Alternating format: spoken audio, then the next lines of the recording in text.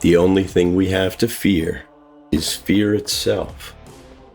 Remember always that all of us, and you and I especially, are descended from immigrants and revolutionists. I ask you to judge me by the enemies I have made.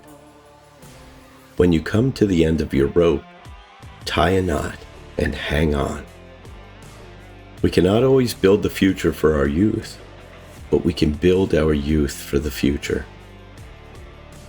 The test of our progress is not whether we add more to the abundance of those who have much. It is whether we provide enough for those who have too little. A nation that destroys its soil destroys itself. Forests are the lungs of our land, purifying the air and giving fresh strength to our people. Courage is not the absence of fear, but rather the assessment that something else is more important than fear. I'm not the smartest fellow in the world, but I can sure pick smart colleagues. To reach a port, we must set sail.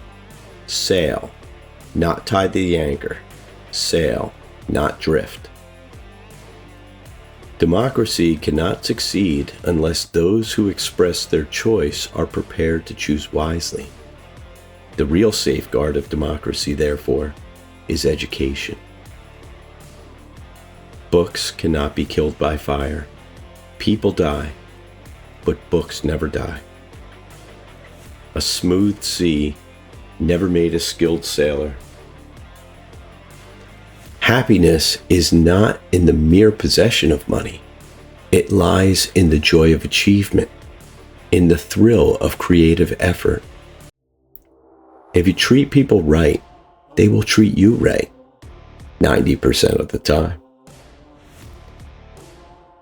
There are many ways of going forward, but only one way of standing still. Presidents are selected, not elected. It is common sense to take a method and try it. If it fails, admit it frankly and try another. But above all, try something. Men are not prisoners of fate, but only prisoners of their own minds. Be sincere, be brief, be seated. A conservative is a man with two perfectly good legs who, however, has never learned to walk forward. We have always known that heedless self-interest was bad morals. We now know that it is bad economics. Repetition does not transform a lie into a truth. Human kindness has never weakened the stamina or softened the fiber of a free people. A nation does not have to be cruel to be tough. In these days of difficulty, we Americans everywhere must and shall choose the path of social justice. I see 1/3 of a nation ill-housed, ill-clad, ill-nourished. Among American citizens, there should be no forgotten men and no forgotten races. This generation of Americans has a rendezvous with destiny. We must scrupulously guard the civil rights and civil liberties of all our citizens, whatever their background. I propose to create a civilian conservation corps to be used in simple work. I have seen war. I have seen war on land and sea. I have seen blood running from the wounded. I hate war.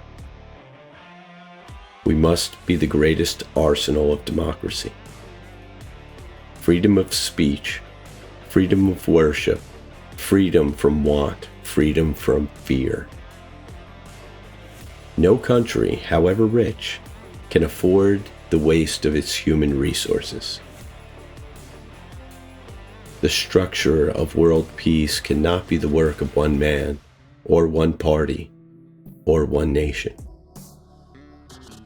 The only limit to our realization of tomorrow will be our doubts of today.